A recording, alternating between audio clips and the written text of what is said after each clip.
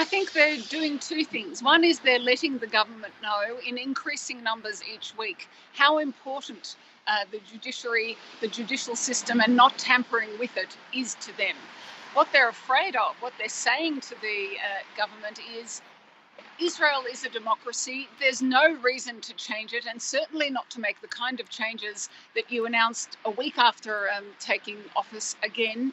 Didn't put this kind of detail before the public before the elections, and the implications are going to be huge. They're really going to affect the balance of power. One of the things that the radical overhaul wants is to return sovereignty, says the Justice Minister, to the Parliament.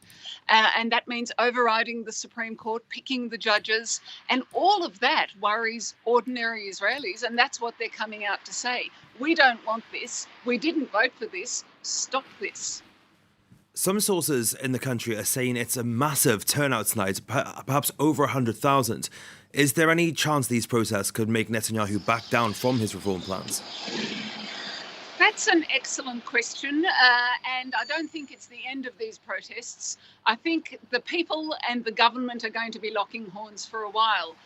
Will the people succeed? You know, there's just been an election. Netanyahu, in theory, can go for 4 years, but it's an uncomfortable coalition. And the problem, I think, is that every party in this ultra-right-wing and nationalist coalition wants to override the courts, each one for a different reason.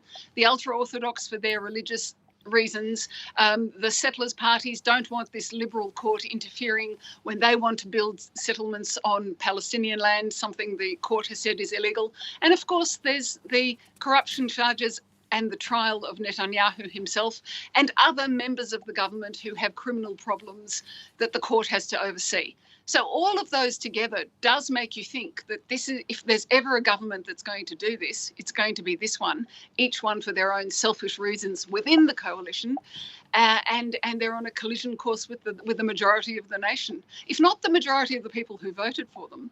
But the silent majority, Middle Israel, doesn't like this, and Middle Israel pay the taxes and keep this country going. So it's definitely collision now.